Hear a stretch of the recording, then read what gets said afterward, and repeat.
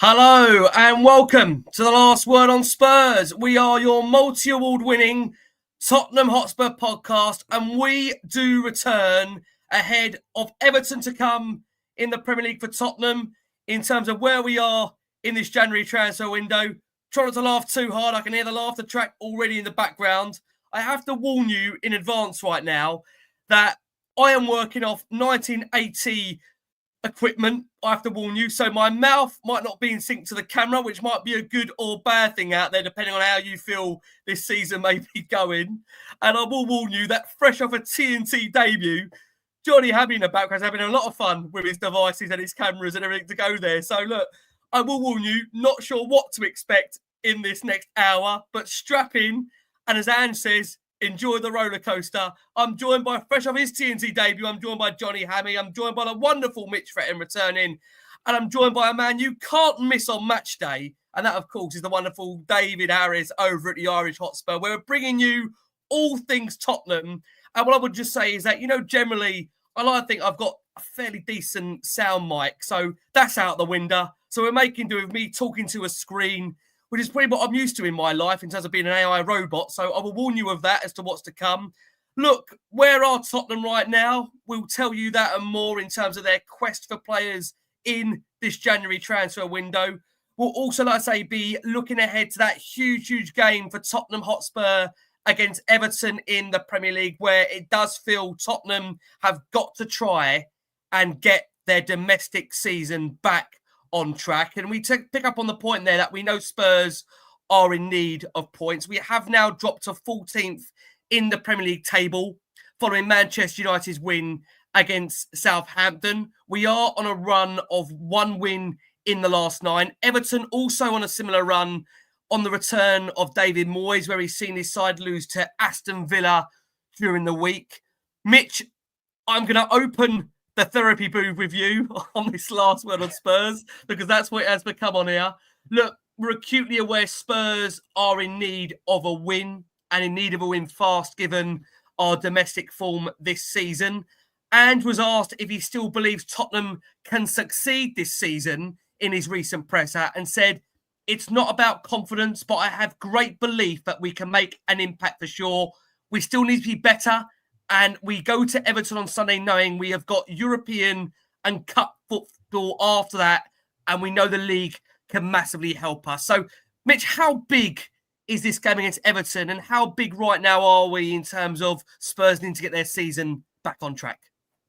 Well, this Everton game's massive, Ricky. Like, it's crazy how big this game is. Because obviously it's one of the few clubs that are actually below us in the table at the moment. So, you go into these games usually as a Tottenham fan, and you're confident that you'll pick up 3 points, you'll dominate the game, you'll win everything else. But I'm not sure there will be too many Tottenham fans out there that are positive and confident that we can go to Goodison Park and get a win out of it, because, inevitably they'll still be on the high of, I guess, a new manager bounce, even though it is David Moyes back in for them.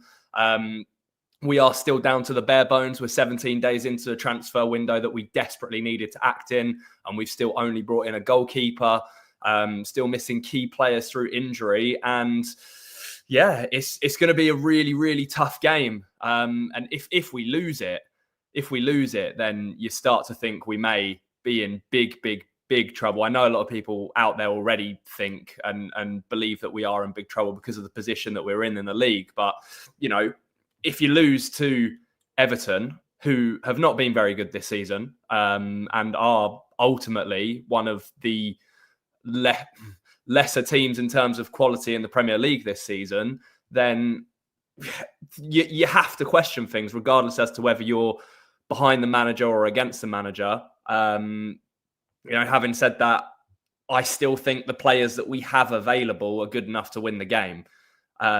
So yeah, it's a very difficult one to call.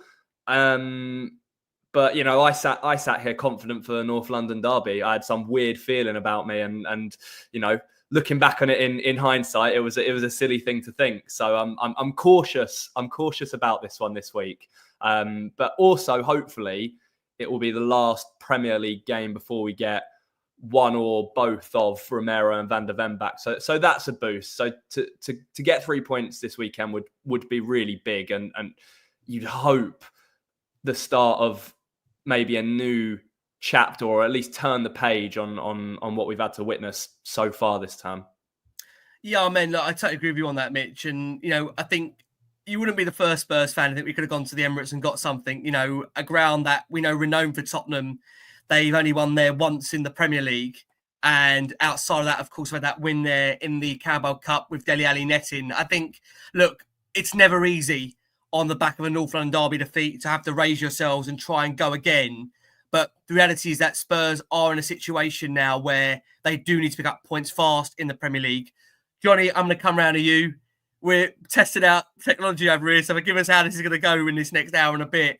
But there has been no suggestion, Jay, just to bring it to you, this is from Matt Law from The Telegraph, that Ange Postecoglou's job actually resides on this Everton game in, just to be very clear, and not do or die scenario. Matt Law has really dismissed that, and he's actually suggested that it's all about now Spurs trying to prove to Postecoglou that he will not be undermined like maybe previous Tottenham managers, and he will be backed when it comes to the fact of going through a difficult time and being shown the club are willing to stand by him. And I think it appears to be internally some recognition that some of the more senior, experienced players of the Tottenham Hotspur squad have actually let Ange Postecoglou down. So I wonder what you make of that, because there are obviously different conflicting reports right now with regards to how much time this manager will get. But before we come into that, I suppose, how big is the Everton game, Jay, just to try and get our domestic season back on track? It's monumental. It's absolutely monumental. Listen, we lost 16 games last year in 2024. We've started 2025 with 2 defeats back to back.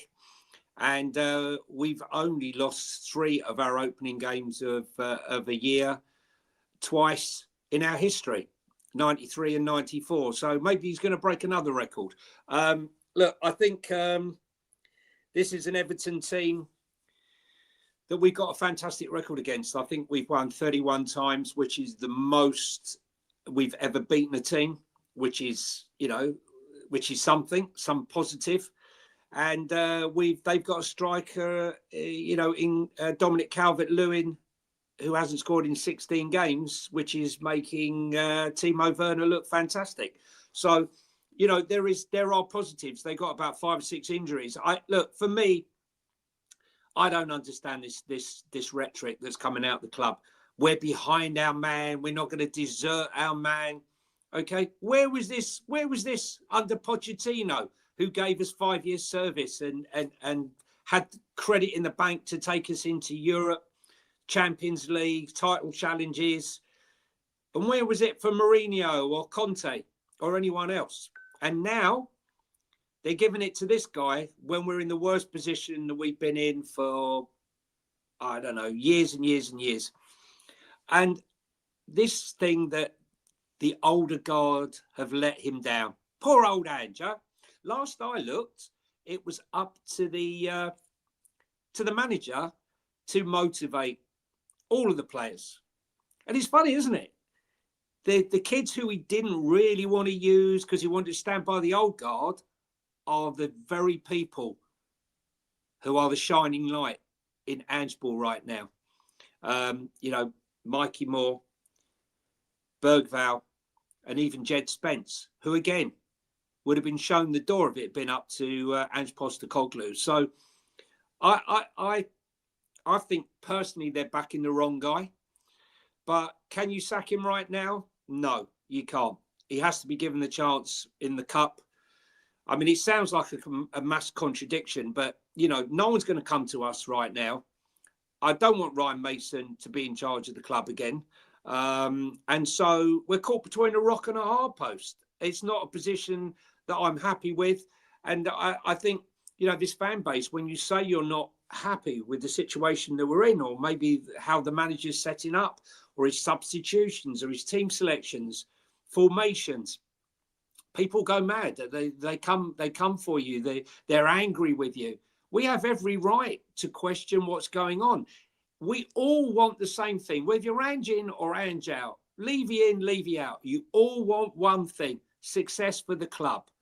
Unfortunately, this has divided the club massively. Some thinking that Levy is using Ange as a protective shield because if he pulls Ange down, there's only one person left in the firing line, and that's Daniel Levy. And while he's up there standing, he's taken all the flack. I think it's a sorry situation, but I like Mitch said, I think we can get through Everton, and we've got, Leicester and a couple of easy fixtures before we hit, the big ones, Liverpool and Villa. So let's see where we go. And what we got here, we've got, those are the games we've got coming up now. So I think we have to let this play out until Villa, I believe. And if he can't get some decent results, I believe he's got to go. It's interesting because, like I say, I think we all agree at the moment that there's a real definitive split in the Tottenham fan base as to whether you do feel that Ange Postecoglou is the right man to take Tottenham forward. But what it does feel, coming over to you, Dave, is that the common, most denominator here is that Daniel Levy has been at the club for 25 years. And just to bring everybody up to speed, they're not aware of this already. They have actually, in the past week, also increased their ownership of the football club even further. That gives them even more of a strengthhold when it comes to the way in which they'll be operating as an ownership. And you know what? I think to bring that balance to the show here, for as much as Postecoglou has been making it very, very clear that the players needed help, you look at the likes of Solanke and Dejan Kulusevski midweek, how tired they looked. Ange is in the situation where he's continuing to use an 18-year-old central midfielder in Archie Gray in defence. He's having to overplay him next to Radu Dragusin at the moment. And you can clearly see that Ange's common rhetoric in the recent weeks before and since the window has opened has been the fact, I need help. He's really much doubled down on that. And he's even said in regards to getting some help in the press conference before Everton, he's still as confident as he can be. The club will do business.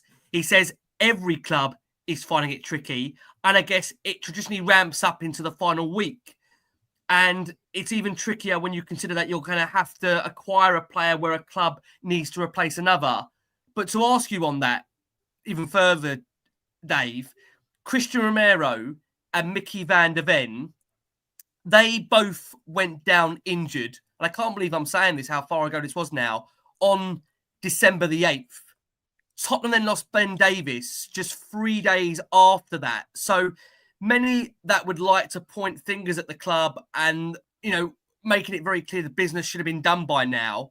The club have had over, Dave, a good nearly month to plan what they would need to do in January. Now, whether it's the thought of technical director, Johan Langer, whether it's the fault of the actual general team itself that are scouting the players, looking after the area of transfers, I just think it's been a damning indictment on the kind of feeling around what Tottenham means to them as an ownership and where Tottenham lie in the priorities list. That here we are right now, 17, 18 days into a transfer window, and Ange Postecoglou has pleaded for help. Hasn't had any help so far apart from an alternative goalkeeper. And let's not forget in Kinski, that move was only made because of Forster having to be playing in goal due to the Vicario injury. And the fact that move was brought forward. So sorry to go round the houses here, Dave, for giving me a very long-winded question. But can you believe in your mind that we are 17, 18 days in and Tottenham have not given Ange Postecoglou the help that he needs if they are, in their words, looking to back the manager? Do you know what, Ricky? The sad thing is, and I think I speak for many Spurs fans, is I can't believe it. They have a history of not helping out these managers. Under Pochettino, they changed it from a manager to a head coach, which means they wanted to take The reason why they changed it from manager to head coach is because they want to take the manager out of a lot of the senior decisions made around the football club in terms of transfers. They then pivoted to bringing in a director of football and set up a multi-million-dollar scouting department, data-led analysis scouting department. And the reason why they've done that is because they are protecting the long-term future of the club. They've gone down the route of Brighton, where they're looking to bring in these unknown players, bringing them in here. Some will turn to superstars, some won't, and some they'll be able to stand on for massive profits. But they are not buying managers for the player. We've seen it with Conte, seen it with Jose Mourinho, and we're seeing it again here with Ange Postecoglou. And the biggest problem is the hiring of their managers and the way they want to operate in the transfer market do not line up. When we're operating off the data-led scouting model, and Johan Lang said it in his interview when he joined Tottenham, they're here to work off the club's directive, which means there's other people at the club telling them what way they want to operate in the transfer market, but yet they're bringing in managers that are steadfast in their philosophy, their beliefs, and their systems because it's worked everywhere else they've been, bar Tottenham Hotspur, but everywhere else they've been, the board have worked towards giving them what they need to make it work. At Tottenham, we do not do that. And it leads the managers into a position then where they're being questioned and everyone's going, but he's not tinkering, he's not doing this, it's his job. But the club know they're never going to do that in the first place because they're not backing what the manager wants. And where I think it's unfair is, fans are then asking the managers to make up for the club's shortfalls all the time. And I'm absolutely fed up with it. I'm fed up with it. At some point, they've got to back a manager or match their transfer philosophy with the manager. If you want a guy that's ready to come in here and tinker and you're going to leave him short in the transfer market, bring in a guy that's known for that at all of these other clubs, not guys that are brought in here that have their beliefs in what they're doing. We're basically bringing them in here and going, well, hang on, it doesn't matter what you've done at other clubs. It doesn't matter if it worked. You're wrong. We're right. And we're the ones sitting here starving for success. So first of all, the managers and the way we operate in the transfer window do not match up. It's a mismatch altogether. But I'm not surprised that they haven't backed Postecoglou. Look, I've said it with Johan Lang. I don't believe he's a good operator. I think he let us down last January. We're in the exact same position heading into a January transfer window where we had a lot of injuries. Results were on the decline. We were looking for form and we needed help. He couldn't get proper deals over the line to come in and help alleviate that situation. Despite that, Postecoglou still managed to guide us to fifth. Then coming into this season, and I was on here in the summer, Ricky, talking about the transfer window and the inconsistencies that we're going to suffer over the course of this season because of the bad window we've had. And here we are right now, and we're going into another January transfer window. All we've done is made one signing in 16 days now? 17 days, it's nowhere near good enough. And I truly believe it's because Johan Lang can't operate as good as Paratici. And why I say that is, I think Johan Lang can sell the Premier League dream. That's why we're signing a lot of youngsters. We're bringing them in here because he can sell the Premier League dream to them. What he can't sell is Tottenham Hotspur to the players. And that was something that Paratici was able to do. He was able to bring in the players for the here and now. He was able to bring in youngsters and he was able to squeeze extra juice out the transfer budget most windows. When there was nothing left in the budget, he went to clubs and he says, look, we'll take him now. We'll pay for him in a year's time. Johan Lang hasn't demonstrated that he can operate like that. And I also believe the way he operates is counterproductive. Paratici used to spin templates, put stuff out to media, so everyone's attention was over here, and he'd done a deal over here. And when they said, well, hang on, we want this, he could say, well, we've 4 other players lined up. You take the money or you don't. He got the deal done. Whereas Johan Lang, it's, the way he works, he doesn't like anything getting out whatsoever. He doesn't like any rumors coming out. So he's snooking himself going into negotiations because they're going, well, we know you have nothing going on. So you either pay the money or you go home empty-handed. And for me, I do think it comes down to, the director of football. I don't think he's helped Ange Postecoglou whatsoever. And that's why we're sitting here 17 days in twiddling our thumbs. Postecoglou said today he's expecting something next week. I'm pretty sure it was only a week or two ago. He was saying expect the forward in the next couple of days. We're still waiting here for that. So for me, I don't believe it. And I think the problem's twofold. I think the problem, one, is Johan Lang can't get the deals done for anyone above the age of 22, 23 years of age coming in here and impact this team. And, it also then for me, it just begs the question, is it Johan Lang's fault or do the board not believe in Postecoglou? Yeah, I mean, Joe, there'll be many, Jay, including me there also, Dave, that will most certainly echo what you've raised there, Dave. Some very, very valid points. And I think, what was quite startling, coming back around to you, Mitch, is that it's been made very, very clear actually early on in the transfer window and even before the window opened that Spurs would have to do business early. And it's interesting because, again, you're seeing this, as I've said earlier in the show, the different kind of PR messages coming out of the football club right now. Football London reported, I think it was on Thursday, that Postecoglou retains the full backing of those within the club with an understanding of what he's been battling through right now. Spurs are believed to be putting in the adequate and right structures and people around him to ensure the Australian can succeed and compete for trophies once this squad comes through this period. Look, we know this period for Tottenham is still very much unrelenting, or relenting if you want to call that way. We know we go to Goodison Park this weekend and we have to find a way of turning around our fortunes. You know, can a win there kickstart our season? If I come to you, Mitch, because again, I know you generally on the show are viewed as somebody with a very positive outlook and somebody that always wants to look at the bright side of the football club. I think even for you, it must be quite hard looking at a bright side of it where it does feel that here we are already past the midway point of a January transfer window. The manager on a number of occasions, both before, during the window, has insinuated this squad needs help. I need help. How surprising are you, Mitch, that he hasn't got that support? And I just wonder on the back of what Dave raised there, do you think it's anything to do with the current form Spurs are on right now under Ange, which is why he hasn't had players necessarily earlier than this, bar the goalkeeper? No, because it would just contradict itself then, Ricky. You know, if you're going to leak to the media that you want to put the right structure in around Ange, you want to put the right people around him, you want to give him the right level of power in the club, then you also have to back him in the most important part of things, and that is giving him a squad that is capable of competing, or at least doing way better than what we are doing now. So I don't think there's any excuse for not having players through the door. We knew 3 months ago, we knew 2 months ago that January was going to be an incredibly important month for us because of the Carabao Cup semi-final, because of the North London derby, everything else in between, coming back into the Europa League where we want to get through. And I know we will likely go through in the Europa League, but we could still go out of that, or at least drop into the playoff stage if we lose both of the games that we have left. So, you know, it's not like Ange has not said anything about the players that he wants through the door. He's been very vocal about it for the last 2 or 3 weeks. In the last 2 or 3 press conferences, he's been so vocal about the fact that he wants players through the door. And I almost think the way he sits there and he says, he said today he's actually pleased with how hard the club are working behind the scenes.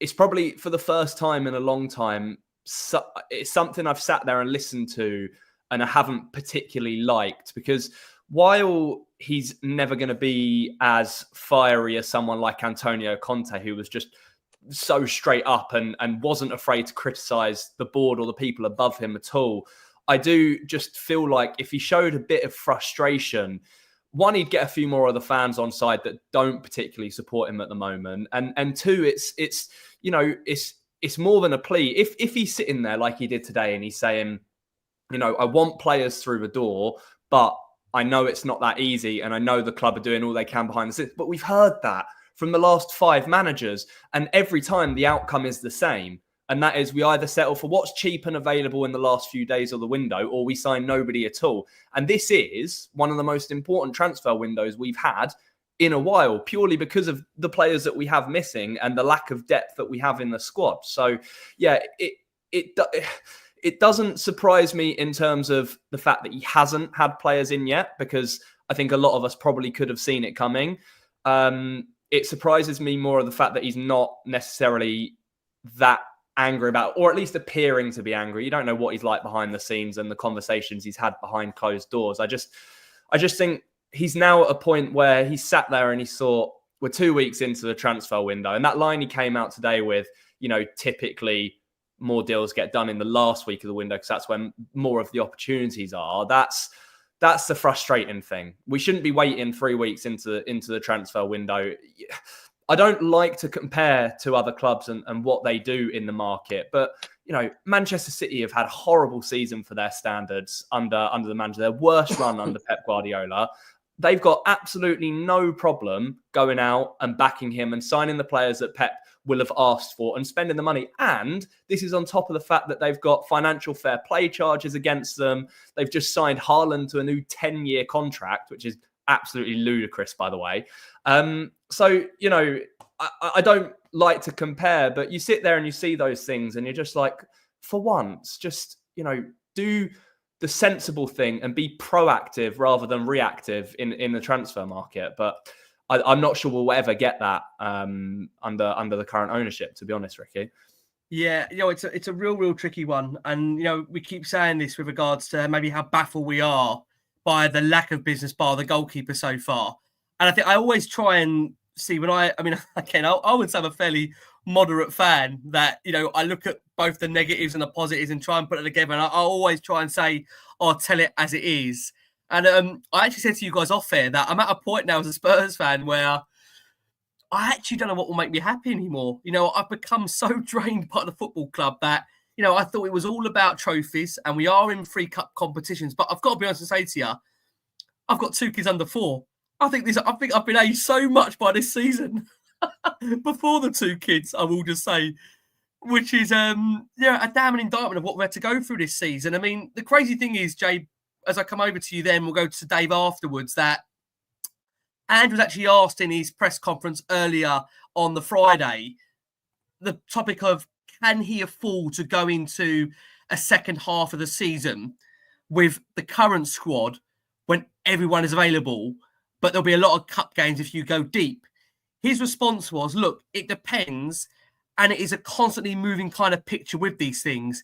If everyone comes back and stays back fit, we've had players that are missing for a fair bit, like Wilson, who's hardly played. Is he going to come back and hit the ground running? You just don't know these things. The likes of Romero, Van der Ven, who are due back very, very soon.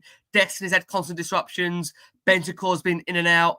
We've lost Timo for a bit now. Obviously, it looks like Timo Werner's going to be out for a minimum just to be updated on 3 to 4 weeks of a hamstring strain. They are all moving parts where you just don't know. Where we sit right now, I think we all know that we need some reinforcement. And it's about trying to make it happen if we can this window. I mean, Jay, it's almost not even certain by the fact it will happen. I mean, look, I think as Spurs fans, we're very realistic that we're not expecting the club to go out and spend 30, 40, 50 million on 3 or 4 players. You know, we're not expecting that. But I think what you would be expecting at this stage of where we are right now, we are, are we mid-table? We're 14th in the Premier League. We're below mid-table. I will just say, for all the youngsters out there and the kids out there, if this makes you feel better, we're in the customary position where I went to school, 14th in the league, and being battered by Arsenal fans every week whilst I'm in school. That's kind of where we are right now. And that'll be a lot for the generation that are around my age out there. And I feel sorry for those kids that are going through that right now. I know a lot of youngsters right now are suffering at school. It won't be like this forever, trust me. I want to tell you it's going to be better. But I just wonder, Jay, in your mind now, what do you look at being the priority targets between now and the end of the transfer window, where, with all due respect, I think if we're looking at numbers now, I can't imagine, Jay, we'll be bringing in more than 1 or 2 at most. Is that your gut feeling as we approach the back end of this transfer window? I can't believe I'm saying that. I think I said we'd bring in two more tops. Listen, what is this manager responsible for? It seems like everyone washes his hands. It's not his fault that the senior players have let him down. It's not his fault that the injuries have beset the manager. You know, what about Iriah, right? He's lost as many players as Ange. He's not sitting there moaning about it. Thomas Frank has lost a serious amount of players as well. I mean, first team players, they get on with it. What they do, they have to adapt and try to change some part of the system. And what I'm saying is, I don't expect him to carte blanche change his whole ethos, but maybe some of this is self-inflicted in his refusal, absolutely blind refusal to change the way he plays.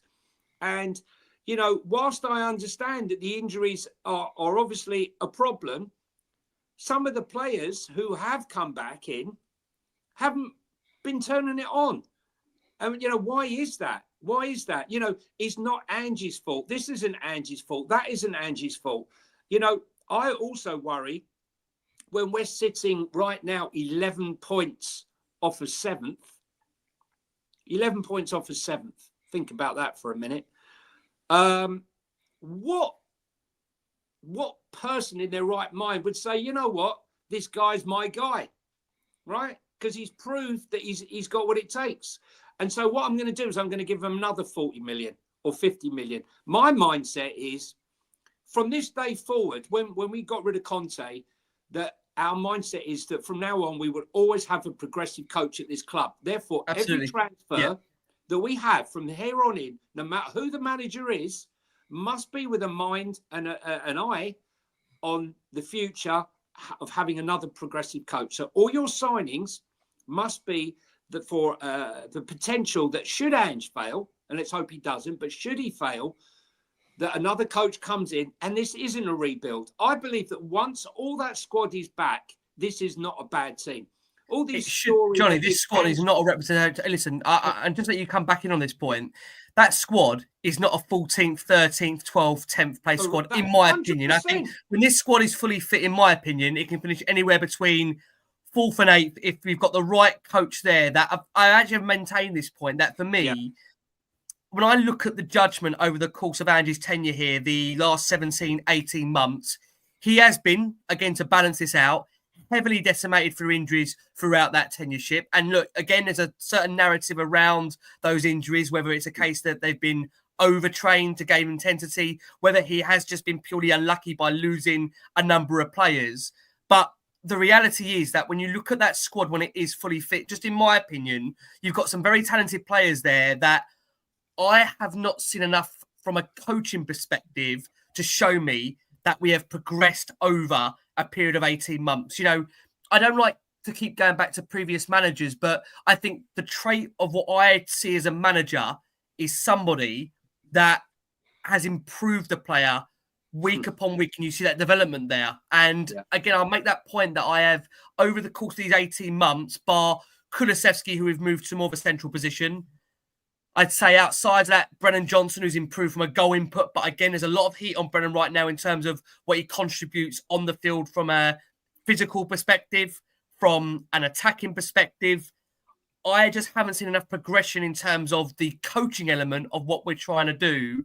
That shows me, right, we are heading in the right direction long term. I think it's important that we just bring this conversation to chat now, because Johnny, obviously, we know your kind of stance on the manager. That you're saying for now, you're saying for now, Johnny, just to be clear, I think it's important we just bring this out where we are right now. That, do you agree at the moment there'll be absolutely no uplift in bringing Ryan Mason into the role? Because let's be honest about it, Tottenham are not going to pay the compensation mid-season for an Iriah or a Thomas Frank, whoever everybody likes out there. And just to go more on this point as well, any manager that is doing well this season, in my opinion, are not going to walk out on their current club to come into a Tottenham side that have won 1 in 9, that have been heavily decimated by injuries. I just don't see any manager coming into Tottenham right now, unless you're looking at somebody of an interim model that is having to take the gig for 5-6 months. So just to be clear in your mind, are you saying to us that you see no benefit now in releasing Ange Postecoglou from the contract, and you will give it to the end of the season, however that pans out? Yeah, look, I feel that. Even though you'd think Ryan Mason, who's worked under Pochettino, Mourinho, Conte, Nuno, and if you mixed them up and had an amalgamation of all of those, he'd come out with something great. But obviously, I don't share the confidence that he will be the man. But I'll tell you one thing. He bemoaned how the fans were against Man City last season at home, you know, and our attitude and how we came into the game and the fans backing. I question his motivation and how he motivates people. I went into that game against Arsenal. I was motivated. I was fired up. All the fans around me were fired up and motivated. But when we came out onto that pitch, I only saw one team that was fired up and motivated. One. And that wasn't us. Their young player who came in, what's his name? Skelly. He was unbelievable. He had more fight. On that pitch. The only person that matched him for fight on that pitch was Bergvall, Spence, and Gray. The rest. Now, I looked at the sideline. I'm looking at the sideline, and I see when they were 2-1 up, I'm looking at Arteta. You'd think he was 3-1 down. And I'm looking at our coach. He looks like he's 3-1 up. I don't get it. I really don't get it. I want someone to motivate the players and the fans to believe. And I think he's losing quite a few people in that aspect. I just hope he can turn it round. But all I'm saying is, do you risk giving him all he wants? Because I don't believe that his talent ID, when presented with the players and options that he has, are the right ones, right? Brennan Johnson, Timo Werner. I'm not saying, what I'm saying is, if Lange is presenting him with 3 options and he's look, we know that he wanted Brennan Johnson because Levy had to pay £12 million more. Ange has stated that he only wanted one striker the whole of the summer, and that was Dominic Solanke. Well, if you're going to sign him, play him to his strengths. Play him to his best capabilities, and you're not doing that right now. Anyway, I'm going to let others come in now because otherwise I'll just rant on. Well, Dave. And I know Dave's itching to get in here, right? And counter some and add some. No, look, I do want to come in on the conversation because I do understand what you're saying, where Postecoglou does get a lot of maybe excuses made for him. However, I also think it's guilty to not put absolutely everything that's gone wrong on Postecoglou. Yeah. If we ever want to come out of this cycle, there has to be fair conversations around what is his fault and what isn't his fault. Yeah. I take the points about, some of the players, have they improved? You look at some of the senior players now, the fact that it's only the youngsters stepping up maybe begs the question, is he starting to lose in the dressing room? Has he already lost the dressing room? But, in terms of injuries, look, coming into a season with European football where you're playing 4 competitions, extra workload, extra games, extra training, extra traveling, statistically it's proven you're going to incur more injuries. We didn't do enough in the summer to build a squad to navigate that. So the club is also partly responsible why we're in this situation. Should Postecoglou be maybe adapting? You keep hearing him talking about long-term, but, he needs to realize he needs to get into the immediate situation now if he wants to be here long-term. Maybe there's an element that he could do a bit more to, try and get results now across the board. 100% I agree with you. In terms of players, look, understand what you're saying, but I do think there's a narrative out there that every player walks in this club is Postecoglou's decision. It's not true. Why would we pump millions into a scout and data department, bring in a director of football, and sign players for the long term that are going to be here beyond Postecoglou, and then sit here and say they're not that they're his signings? It's just not the case. Every manager at Tottenham might get 2-3 players that they want, but everything outside of that is the club buying for the long-term future beyond the manager. In terms of, you brought up Bournemouth and Brentford there. They've played half the amount of games we have. So, of course, it's easier to navigate because also the players that they're using, they're a lot fitter and fresher going into every single game compared to the ones that we're using. So I don't think that everything at this club that has gone wrong is Postecoglou's fault. I will meet you halfway. I do think there is things that he should be doing to navigate this situation better. And he doesn't, some of the stuff, he's gone after fans before, hasn't helped them. If he didn't do that, he might have got a bit more grace now and stuff like that. But it's important if we ever want to get out of this cycle, we can't keep making the same mistakes that we did with Jose, Conte, and Nuno and blame them for absolutely everything that's gone on in the club and expect when they leave, things are going to change. Lastly, your question, is he a motivator? I'm sorry, he is a motivator. You got to motivate players to win in Australia, Japan, and up in Scotland, so he can motivate. We have to realise that Tottenham Hotspur, the common denominator between Jose, Conte's, and Postecoglou's CV is, when you look at their CV, it's a rise. They win everywhere they go. The minute they hit Tottenham Hotspur, it absolutely kills their career off. It doesn't work out. And when they leave, ultimately, people are saying they're stupid. They don't understand tactics, this, that, and the other. The reality is, Jose Mourinho went on and won a Conference League. We got knocked out of and embarrassed. Conte's sitting there with Napoli looking to go on and win an Italian league. And I can guarantee you Postecoglou will leave Tottenham and go on and win something somewhere else. The problem is Tottenham Hotspur. The manager is the least of the problem at the club. If we're not going to implement everything that he needs for him to be successful, are we ever surprised that we get ourselves into these situations? Dave, would you really, you know how much I respect you, right? That I can't have Conte and Mourinho's success in Europe, Champions League mirrored and run on a parallel to Yeah, of course, winning Johnny. at Celtic and There's winning different in standards there. Japan. Yeah, I understand the winning mentality bit. I get that. But it still remains the it's same. They've another won level. everywhere they've been, bar Tottenham Hotspur. Yeah. It's got to say something. I understand that, but this is another level. This is a level where, you know, your last game means nothing. It's like having a hit record. It's great, but you got to keep producing them. And he produced it in their first 10 games, and we all bought a ticket.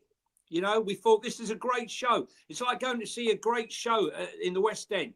You start off, wow, this is a great opening scene.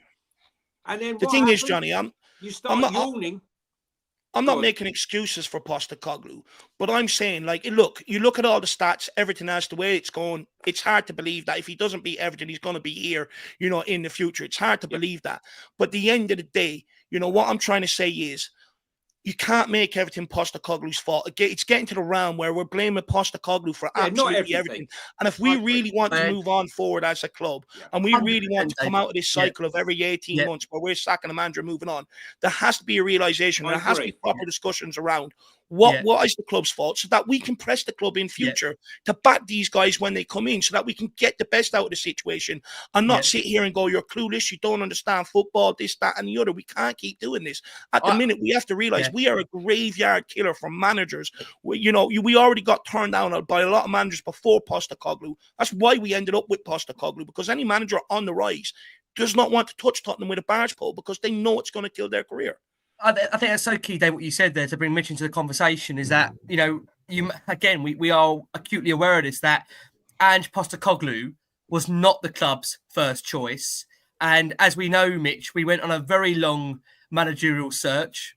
Not the quiet, 71 days to get Nuno, the search, but I think it was a week shy of the Nuno Espirito recruitment search that the Spurs did bring in Ange Postecoglou. And I think I think this is why it's made very, very clear to many out there why a lot of people have a lot of patience and a lot of time for Ange Postecoglou, is that after having, the sixth manager in the last 5 years, that it can't always be the manager's fault. I think he has had a real decimation of injuries over the course of his 2 seasons.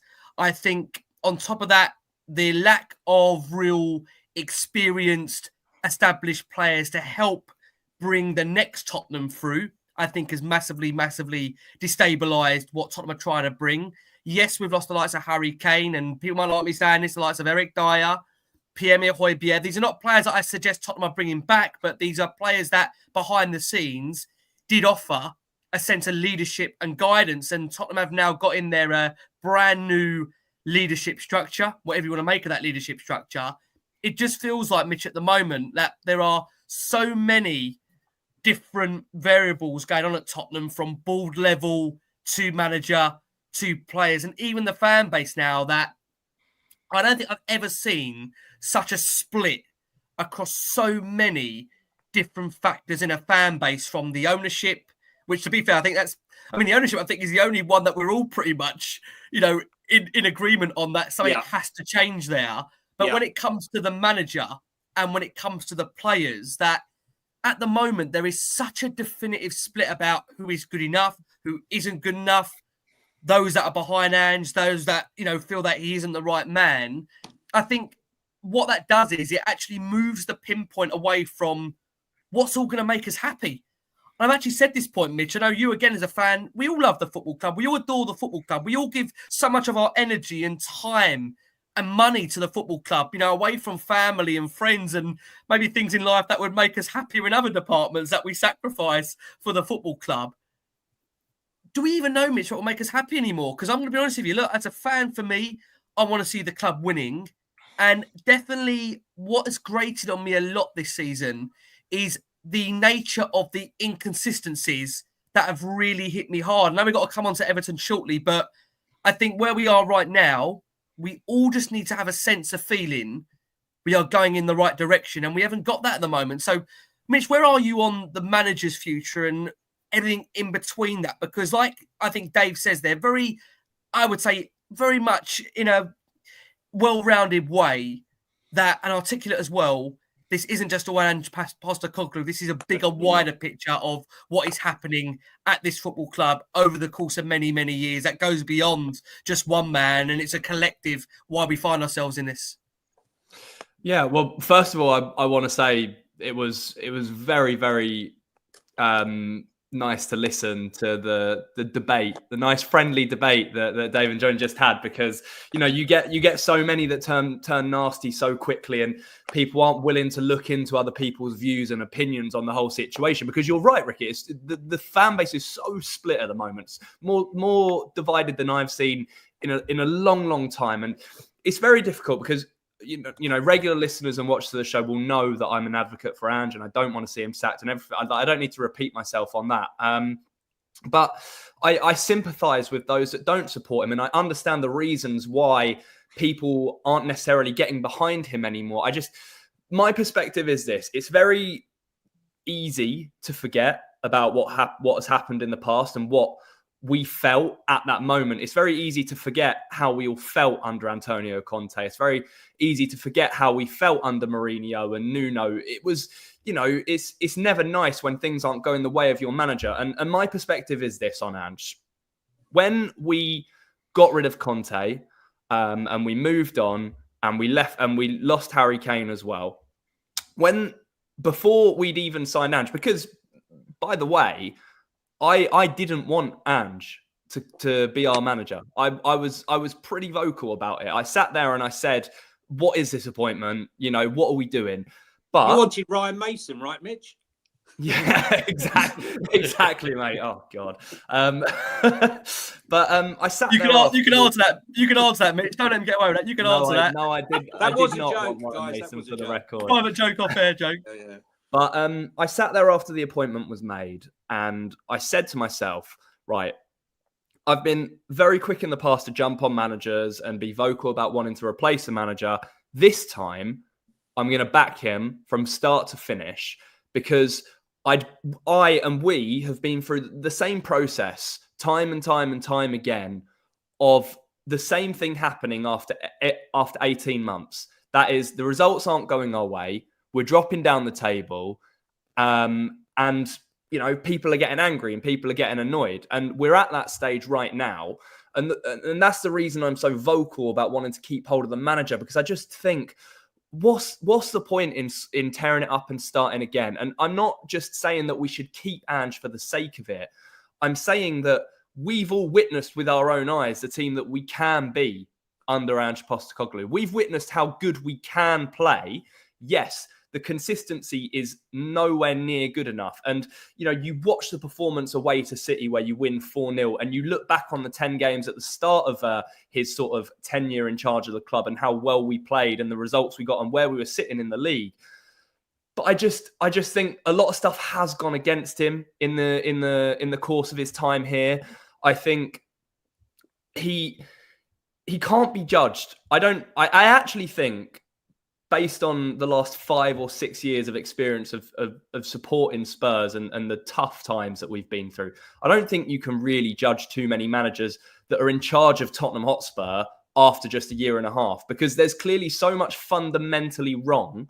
And it's like there's a virus that spreads from so deep within the club, and it's not a case of solving it by just changing the manager and hoping that eventually we strike gold with the right one. I think Ange is good enough to lead us to success. And I know a lot of people don't agree with that, and that's absolutely fine, by the way. But I just feel like you have to give him the transfer windows. You have to give him that run. I think having seen those first 10 games, having seen how good we can play, I'm willing to give him the time and the patience to replicate that when the players come back from injury. But as I mentioned in my earlier answers to one of your questions, if he doesn't get the back in, then he's not going to succeed. And it's as simple as that. And I completely sympathise with the points that Jonny's made tonight, because there are a lot of things that Ange hasn't done right. And I completely understand his viewpoint that maybe he's not as much of a motivator, or he's not as vocal as other managers we've had in the past are.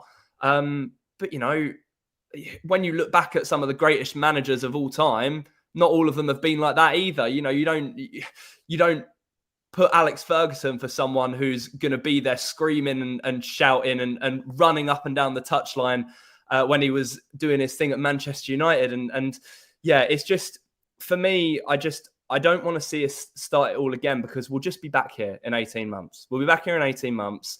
And I'm on board with Jonny, with what Jonny said, to be fair. Give him till the end of the season, see how we do in the cups.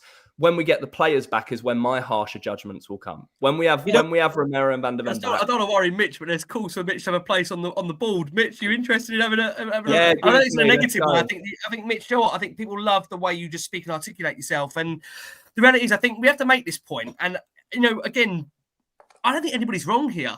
I think everybody's got their own view as to what they feel will get Spurs success. And I don't think, like I make that point, there's a wrong or a right. We just have different ways of seeing things. And I think the key is, and Jay, you'll notice as well from our conversations off air with each other, you know, everybody's got their own tipping point. Everybody's got their own patience line. And some people are willing to give this a longer to run. Some people were less inclined. You know, I know people that were under the first 10 games of we won 8 and we drew 2. I mean, I just think where we are right now is that I think Tottenham are going through such a tricky time right now where we just need to get results. We have to be able to say we need to get results. And, you know, we're going to come on to Everton in a minute, but the reality is... Ricky, can I just throw in here?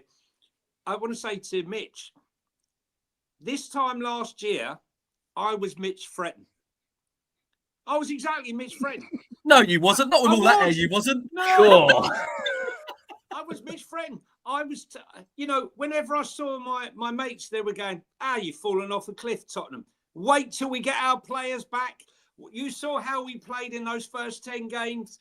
We're going to be amazing. Wait till Maddison comes back. Wait till Mickey comes back. Wait for all these players to come back. And I was giving it large.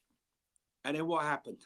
It was a damp squib. We went on to lose another 7 games, was it, in the remainder of that season? And that was when, Mitch, I started to realise and look deeper into Ange Ball, the tactics, Ange Ball, you know, bigger than the hype and the story and the pitch, you know, the deep workings of him and how he sets teams up and how he changes things in the game. And that's why I started to move in the other direction. Sorry, I just wanted to throw that in. No, that's absolutely fine, Joe. I mean, again, everybody, listen, I'll just say, I want to try and explain how divisive it is for our listeners on audio.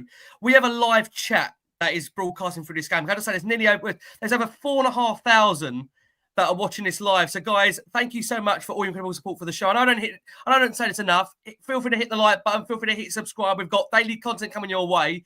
Don't ask me why it's on the transfer window, because nothing's bloody happening. But we've got daily content coming your way. The crazy thing is that when we read through a lot of the viewers and listeners' comments here, which we are really, truly grateful for the contribution of you wonderful people out there, I've never seen such a split in terms of opinions. You literally have got going from the one opinion to the other, some that are for Ange, some that are against Ange, but the one common denominator out of everybody that listens, tunes in, however you view this show, we all want the same thing.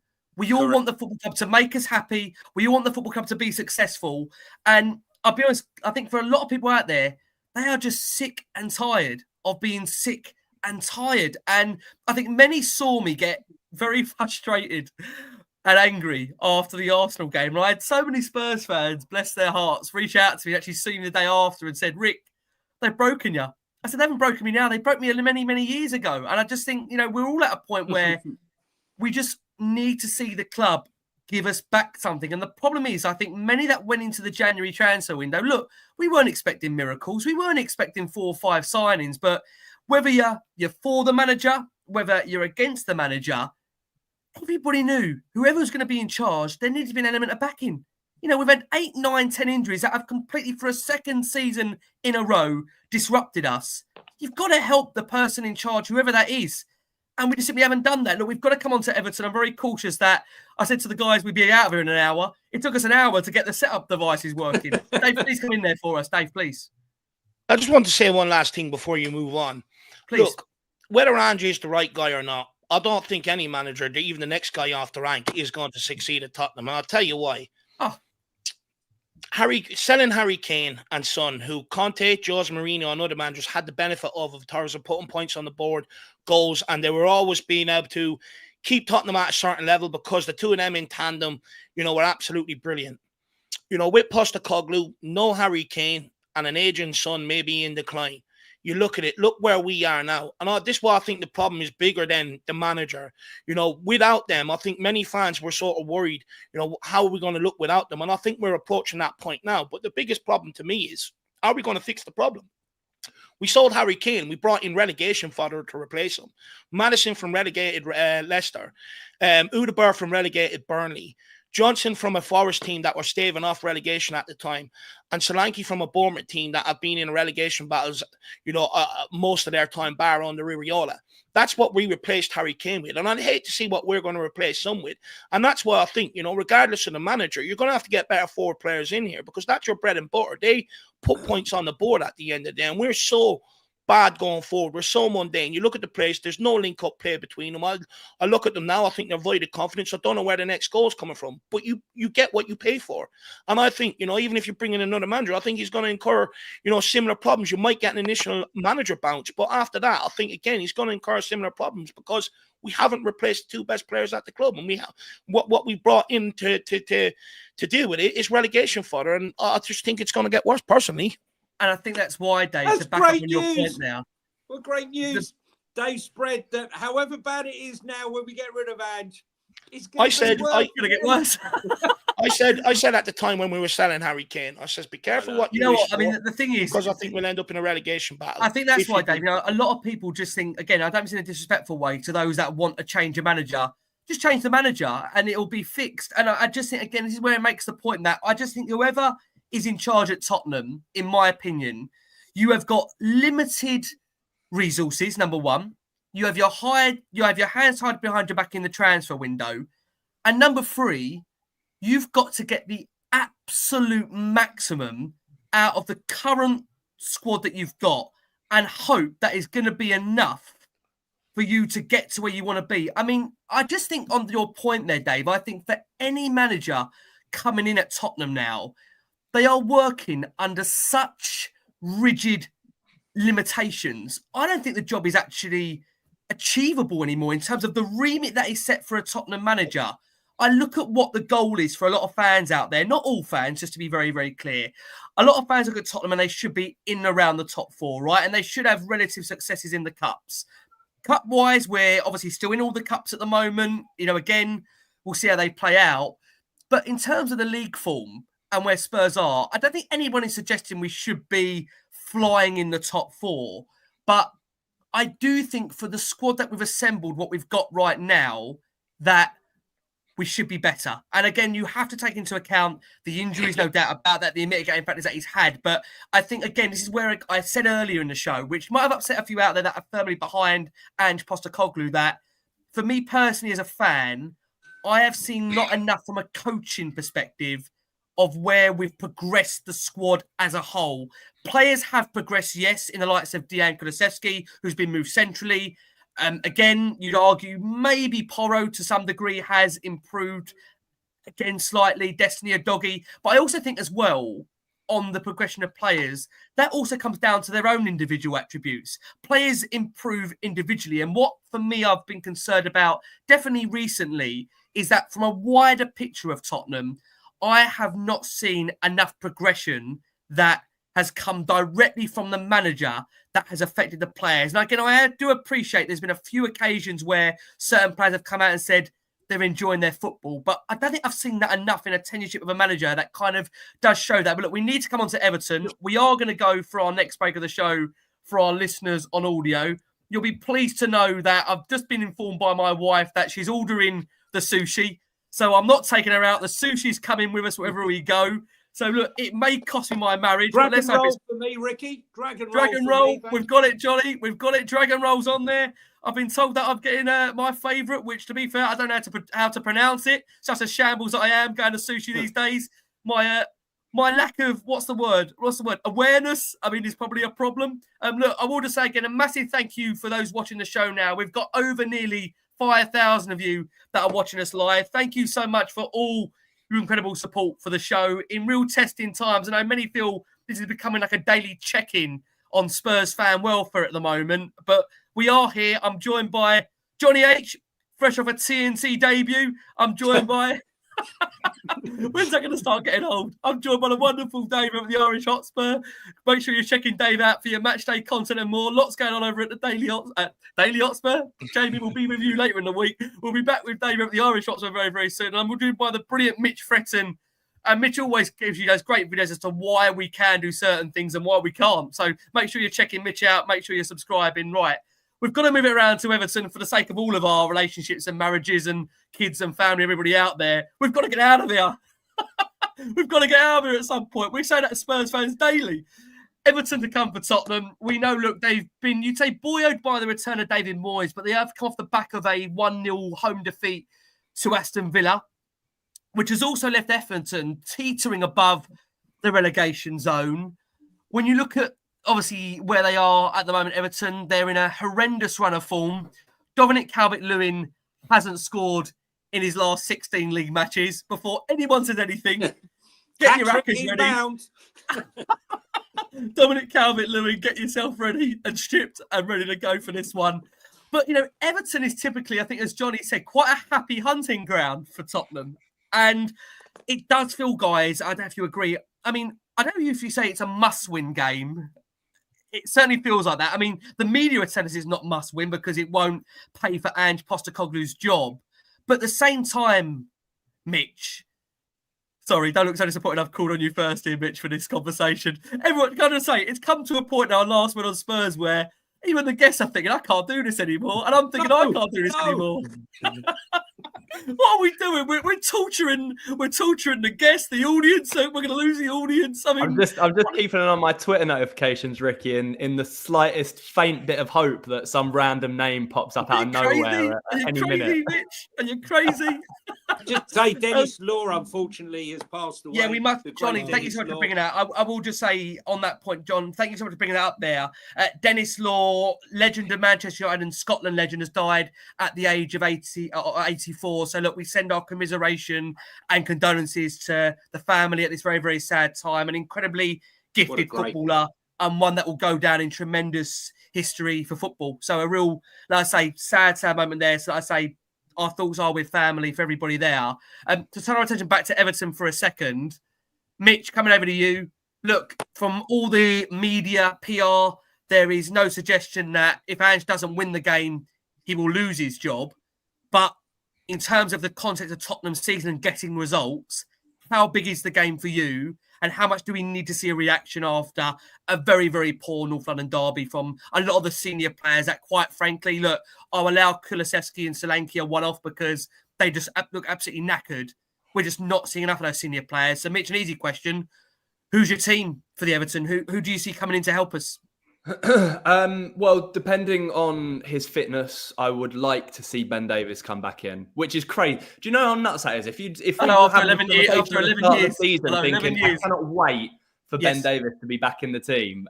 Yeah, crazy. But yeah, it's a big game. I don't think there's any point, you know, denying that it is a big game because it is. And you know, I guess the good news is that Ben Davies and Richarlison are both back. So Richarlison had his cameo against Arsenal. It's two more bodies at the end of the day, isn't it? Mikey Moore obviously got some minutes against Tamworth as well. So, you know, slowly we're starting to get a few more squad players back in the fold, which is good because we just need to rotate those tired legs. Poor Archie Gray, man, putting in those shifts week after week at centre-back for the last 2 months. What a warrior. What a warrior. Poor bloke's played every position by the one he wants to bloody play. I know. That's what I mean. I'd love to see him in midfield this week, Rick. I really would. But even when we had a fit squad, Ange wasn't putting him there. So I'd be very surprised to see it. But yeah, I'd make a few changes if I'm being honest. Do you know what? I'm actually going to be quite rogue with my team selection for this one, just purely because of how we've been playing, the form of some of the players. I think Pedro Porro needs a rest again. I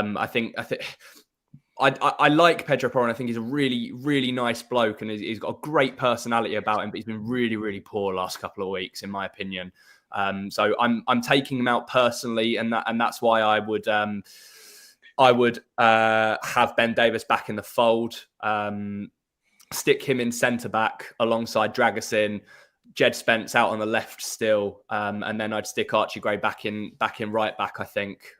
Just I know it's not necessarily Archie's best position, but neither centre-back either, and he does a job there. So, just for that rotation option, I'd have that. Bissouma, I can't make my mind up as to whether I'd have him in the team because... I know where I'd drive him, Mitch, come the summer, that's all I'll tell you. Yeah, that goal, that second, that Arsenal goal, they're still in my head, and it's still really annoying me whenever I think about it. Come back on this point. It really upsets me with Biss. I was such a big Bissouma fan during his Brighton period. This is where, again, maybe as fans, I don't mean this in a disrespectful way. Look, many might have more time on their hands to watch all of Brighton's games of when he was there. You saw glimpses of that player and thought, God, he looked brilliant in a Tottenham shirt and excel.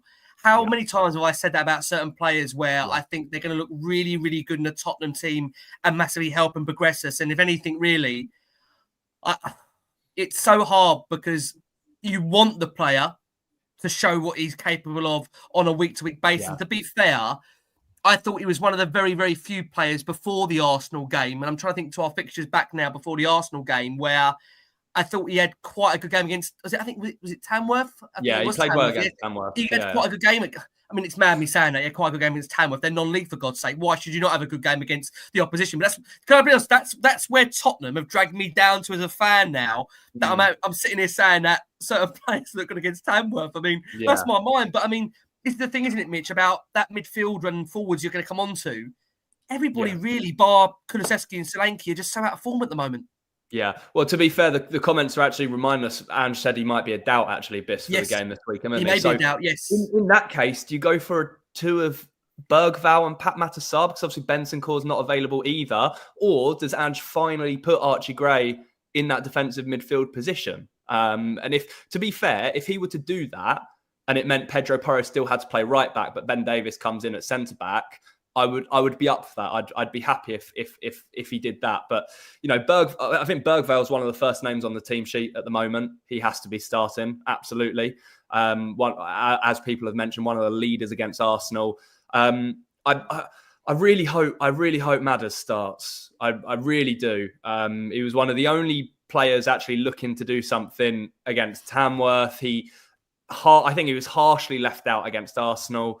But I'd have him there in the middle. I'd have Kulusevski on the right over Brennan Johnson. And this might not go down well, but I'd consider playing Richarlison from the start out on that left wing and putting Son on the bench and Solanke up top. And my reason for that is, while we have to be careful with Richarlison because he can only seem to do 1 or 2 games back from injury before he's injured again, he looked hungry. He looked energetic when he came off the bench against Arsenal. And I just feel like those are 2 things that Sonny's been lacking a little bit recently. I know Sonny got his goal against Arsenal, but he always scores against Arsenal. So, and that's not me trying to be horrible about him. I just think he's playing too many games for the legs that he has available to him.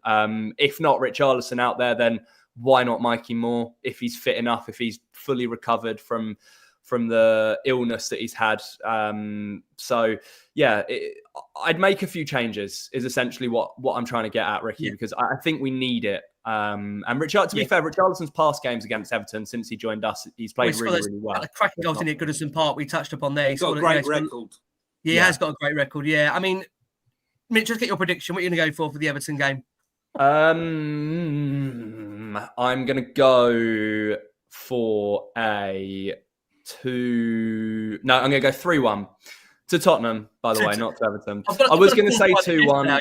When I go 3-1, I have to qualify. They mean for Tottenham.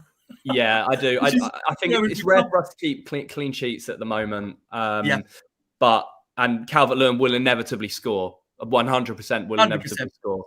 100%. I'm hoping we've got enough, and I'm hoping we just show a bit of quality, just a bit of quality on Sunday, and just get the job done. Totally agree. We're going to go to Jay. We're going to end with Dave. Like I say, guys, it's going to be an amazing show. I say amazing show.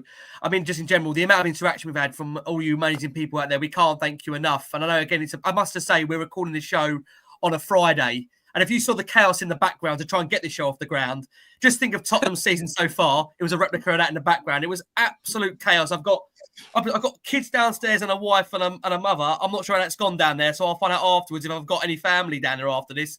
Tottenham destroying everything. They always destroy everything in this bloody life. Jonny, let's come to you. We've made the point of how important the game is. We know how imperative it is for Tottenham to get a result. Look, the media are telling us there'll be no concern if Tottenham were to lose the game for Ange Postecoglou's future. But we know as Tottenham fans that we need results. We need to get results. We need to get wins on the ball now as to where Spurs are at the moment. We know there's a couple of injury doubts going into the game. Ange confirmed ahead of it, just to be clear for those that are unaware of what he has said beforehand, that Timo Werner is likely to be out for a minimum period of 3 to 4 weeks with that tweak on his hamstring. He also said that Brennan Johnson has got a bit of a calf complaint. So one to keep an eye on with regards to Brennan Johnson, if he will feature during this one, just to be very, very clear. Bissouma as well has been slightly sore in regards to the current injury that he's picked up. So we'll keep an eye on that. And Ben Davies Ben Davies should be returning to the game. I mean, the key thing is, Joe, is what are we going to do different, if anything, for this game at Goodison Park? We're going to a stadium where it's our last time visiting Goodison Park. It's a stadium where it's going to be a Sunday game. I think the fans are going to be right behind David Moyes and the boys. I think that appointment bringing Moyes back to the club. Look, many might suggest it's a lack of ambition for some, but I think they're bringing back a man there that gave Everton fans so many happy times. What do you see in terms of Everton as a venue and as a ground that can really spur us on, pardon the pun? Because there's a lot of things there that might be working against us by the way those Everton fans are going to fight for this game, because I think they really will get behind the side. Listen, it's the fond farewell to Goodison Park. But there's no Coleman, there's no Dwight McNeil, there's no Brozier. There's probably, I think, 3 or 4 others that are out that would help the team. Braithwaite's back. But I'm in Mitch's camp. I'm ripping the crap out of that team. And I'm putting Porro at right back. I'm having steady on, Joe. We've got enough injuries as it is. Right. I'm having Dragusin and Davis. And I'm putting Spence at left back. And in midfield, I'm making sure Bergvall keeps his place, because I thought he was outstanding and his head was high and driving on and outshining most of the players on the pitch. I'm playing Archie Gray, finally, as a 6. I'm playing Bergvall and I'm playing Kulu. And on the left wing, I'm playing Richarlison. And on the right wing, I'm playing Mikey Moore. And up front, I'm playing Solanke. Now, I know that ain't going to happen, but that is the team I'd be putting out. Why? Because they will fight. We know Richarlison will fight for it. We know that he has the class to play in the middle of the park as a 6, Archie. And the fact of the matter is, with the experience he's had, he's quite capable of dropping in between Dragusin and Davis to give support at the back if needed. So for me, that's what I would do. You know, if you're going to say you're going to start new ideas and you're going to move forward and things are going to change, for me, that's how you do it. That's how you do it. You take risks, you make a statement, and the statement is you drop Son and you bring. Let's be honest, Davis was outstanding before he got injured, and he played well with Dragusin. And I want to see Archie Gray rewarded by being put into the position that he's craved. On all his socials, if there's any doubt, all his socials end in a 6. So if you're in any doubt what position he craves, that is his position. And number 6, this is what this club needs, a true 6. Bergvall, his dad message on the thing, he said he would need 6 to 7 months. And I'm seeing now the player that I always believed was going to be at this club.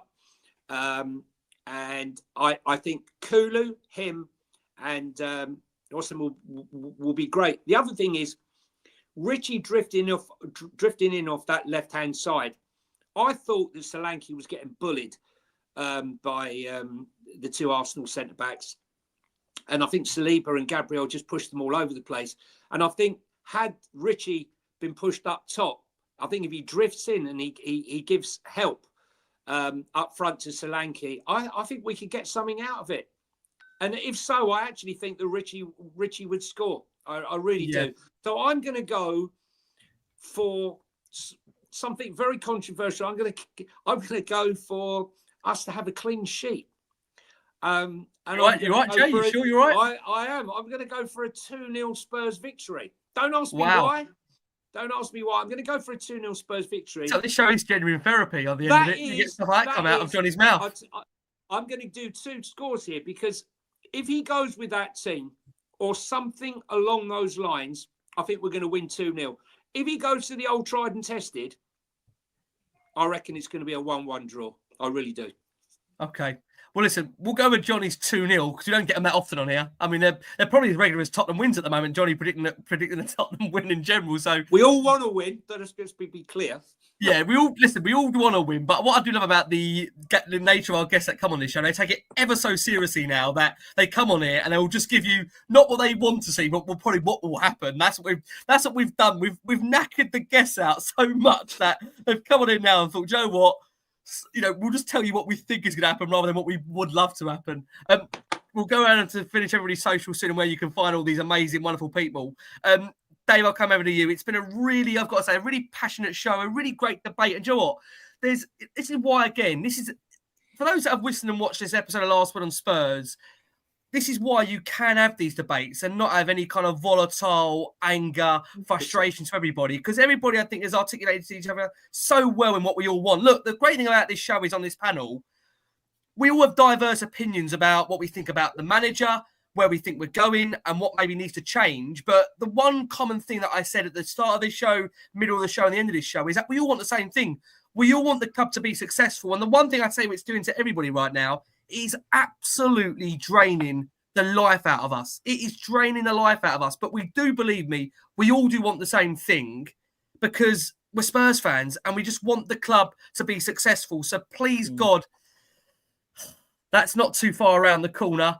Let me come over to you, Dave. What can you see happening at Goodison Park on Sunday? How big a game is it in the context of Spurs' season? Because, again, there's a massive emphasis right now on the Cups. I think hopefully what you've seen I've done in this show, I haven't emphasised too much on the Cups. I've emphasised purely on what we're doing right now for our season. The Cups are for another day. What's going to happen, Dave, Sunday at Goodison Park? Look, I think Postecoglou's going into it massive pressure. We're 14th. Fans are losing patience. Look, whether the club sack him off the back of it or not, I think the majority of the fans will turn him off the back of it if we don't get the right result. And once you lose the fans, usually it only ends up one way, go in general. So I think it's a huge game for Postecoglou. However, it's a very tricky game for Postecoglou. If anyone has looked it up, we haven't won up at Goodison Park since 2018. We haven't won up there in 6 years. We always beat them at home, but we don't beat them away from home. So it shows that we usually struggle going there. And look, they're going, every home game they've got left now, they're going to want to, do well, considering, like Jonny said, they're moving stadium next season. So it's going to be difficult. It's a tight pitch as well, which doesn't really suit the game we want to play to a certain degree because it allows them to get a lot more physical on us. So I think it's going to be a very tough game. And to be honest with you, regardless of what we pick in defence, midfield and goalkeeper, I don't think we've got, the forward line. So I think it's going to be a very, very tight game. Everton don't score much. But Tottenham also, we're very inconsistent going forward. So I think from the neutral, bring matchsticks if you're going to watch this game to keep your eyes open because it's going to be very, very boring. I think Everton have only scored 15 goals all season, but Dr. Tottenham, is a real thing, whether we like it or not. So, that's a concern. But in terms of lineup, I think just quickly, Pedro Porro has to be dropped. It's counterproductive to what Ange is trying to do. And I think he needs to realise that. I think over the last 2 games, he's given away the ball over 65 times or something like that. So if Postecoglou's trying to play possession... Crazy stat, Dave. Crazy. Yeah, it's madness. So, and Postecoglou, his possession-based football, so he's counterproductive in what he's trying to do, playing out from the back and going forward, but also defensively, he's a weak point. Every team is targeting him, so he's also counterproductive in that way. So I think for his benefit, he needs to come out of the team. I think regardless whether people like it or not, I think you're going to see Archie Gray still filling at centre-back. I think Postecoglou alluded that in his press conference today, that he still needs Archie Gray across the back line because of injuries and stuff like that. In midfield, Although I don't want to see him, I think James Maddison is going to come in. It's a very risky move from Postecoglou because, from my understanding, is they have had a falling out quite some time ago. You know, it begs the question why he's on the bench for the North London Derby in most games this season. And if I'm Postecoglou, I certainly don't want my future relying on someone like him if there has been a falling out.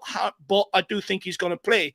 But for me, I think where we win and lose this game is Son off that left-hand side. He'd probably come up against Ashley Young, 39 years of age. If anyone's watched Everton, he's clearly struggling with the pace of the Premier League.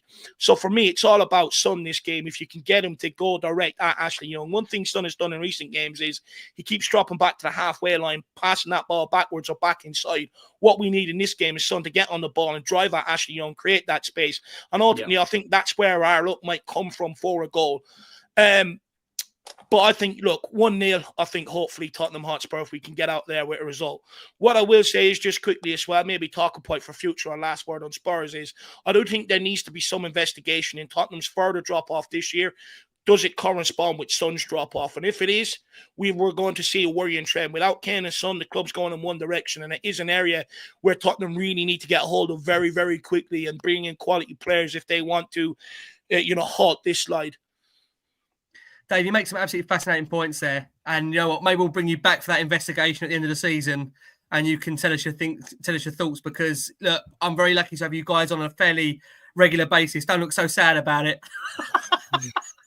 It has been a challenging and tested season, no doubt. But look, at the end of the day, again, I'll make that point. You know, there's, like you've said, Dave, throughout your commentary on this show, there is several reasons, not just one or one person, why Spurs find themselves in the situation they do right now. And that, again, I think is a wider issue that I would love to see, Dave, Tottenham hold that same level of, justification you've said there. I would love to see them do that the way you've said that. There should be some form of an investigation where that drop-off is coming from, because if a fan is saying that, how are the club not saying that when we're 14th in the Premier League? It's beggars belief. Well, I think they do realise that's why Postecoglou is probably in a job despite the league form. Yeah, listen, again, I agree. We'll have to see how this week plays out. Dave, give me your prediction. 1-0 Tottenham Hotspur, tight game. Look, let's see, squeaky bum time. Let's see if we can get the result. After all that, we've been here, kind of say, for those that are listening from the start here and those that haven't fallen asleep, because I know a lot of people I've been told for those that listen as a podcast, you are what gets me off to sleep, whichever is a good thing or a bad thing, because God, what nightmares are you having in the evenings? I've been told, again, what is this show doing to people out there? Bless your hearts. It is, like I say, going to be a very, very tricky game at Goodison Park. And let's throw some stat attacks in there for you before we say where you can see us all and find us all. In each of the last 5 meetings that have been drawn, there's been a level of inconsistency to all of them where Spurs have tended to always find the back of the net at Goodison Park. We're unbeaten on our last 11 trips there, though there have been 8 times during that fixture, during that run, that we've won on 3 occasions. And I think we've made that point there for Everton. They've won just 1 of their last 24 Premier League games against Spurs. 11 draws, 12 defeats. So, yeah, it's going to be an interesting game. I want to say a massive thank you to what a top-tier panel we've had here on a Friday, where I said to the guys, we're going to start at 6 and end at 7. And we try to start at 6 and we're ending at 8. So my apologies. Go and enjoy this weekend to come. And the good thing is, I say to fans now, they can't disrupt it until at least Sunday afternoon. So we've got a day in between to try and have a day off somewhere. Do whatever you guys love to do away from football, because this is character building. It is punishing to you. Please go and find Jonny over at Insta, Talking Tottenham 1882. Jay, where else can they find you these days? Well, Jonny H3232 on my X, and my new channel, which I'm starting with Sean of Spurs Talk Show, which is Football Inc. You can find us on YouTube, and it's not Football Inc. with the American football logo. It's Football Inc. with the English football, the soccer football. So we're starting with that, and that's just going to be all about football that's going on. Everything finance and everything that's related. You guys are great. I was to say, Jonny, I can see they've done it. They've given you so away from Tottenham now. Let's talk about some other clubs. Listen, look, all of you guys do a fantastic job. Irish Dave and all all of them, fantastic. But, you know, it's time for something completely, and now for I sound like Monty Python, and now for something completely different. All right, guys. Thank you very much, Ricky, for having me on. Mitch, pleasure. And Dave, pleasure as always. Jonny, you've been an absolute star. And I would say make sure you're checking out TNT on a regular basis to see Jonny's a panelist on there. But we're working at that long term. We're working like Jay more long term. Listen, Crouchy let us down. He turns up 20 minutes late. I was told I was going to get 3 minutes on TNT, and I had to share not even 2 minutes with a Gooner.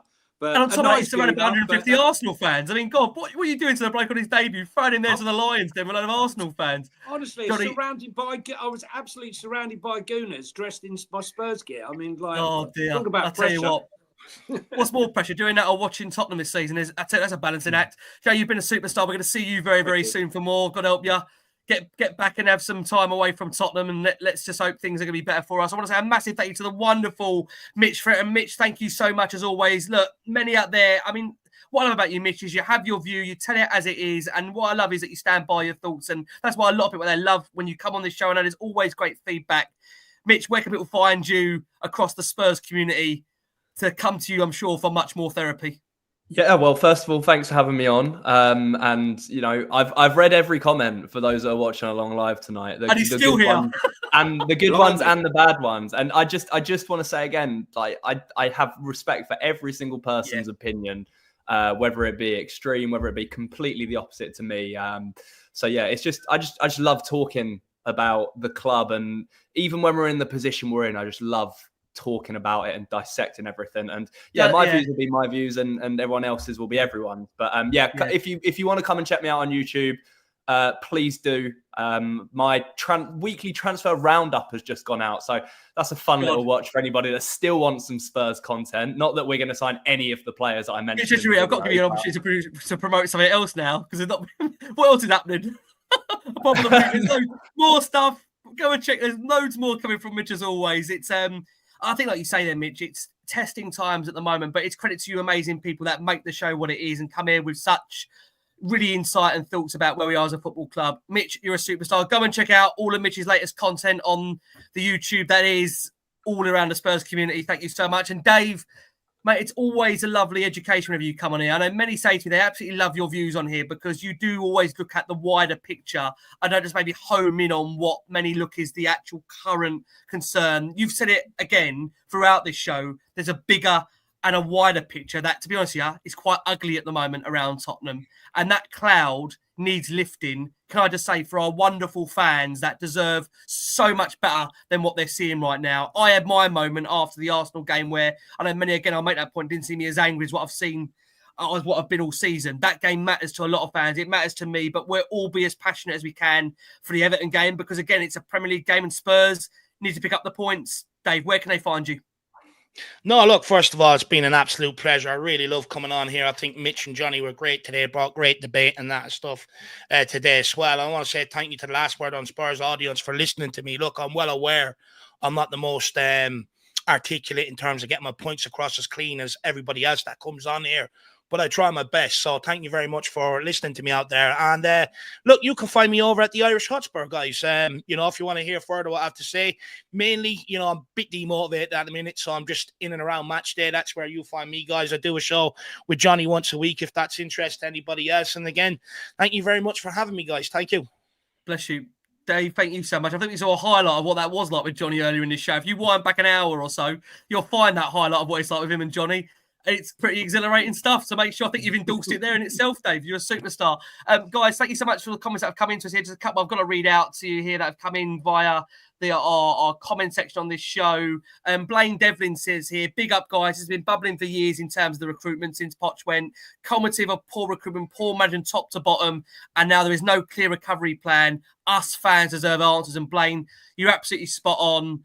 And comment here, Ricky's a next level broadcaster. Pal, bless your heart for that comment. I'm not sure about that. I think I'm just a long-suffering Spurs fan that wants more.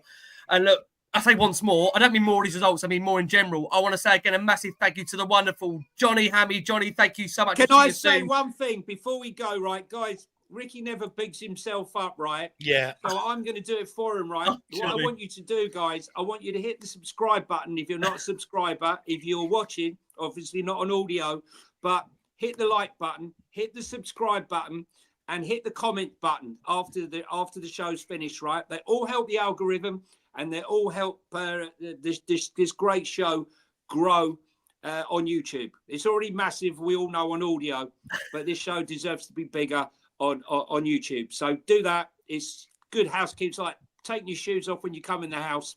Hit the like button on the way out. Hit the subscribe and hit the comments. Thanks, guys. Jonny, I need to bring Jonny with me wherever I go now. Just have him in my pocket and bring him out there and just kind of fly Jonny out wherever I can. My international agent, Jonny H, bless his heart. Jonny, thank you so much. The wonderful Dave at the Irish Hotspur. Please go and subscribe to what David's bringing us in the Spurs community. Look, we need as much therapy as we can right now. And make sure you go and check out Mitch as well. Guys, keep safe, keep strong, keep well. We are going to be back with you after Everton on Sunday. We don't know what's going to hit us, but we'll be ready for it. From the wonderful panel, we've been the last one on Spurs. Keep safe, keep well. And as always, come on, you Spurs. On you.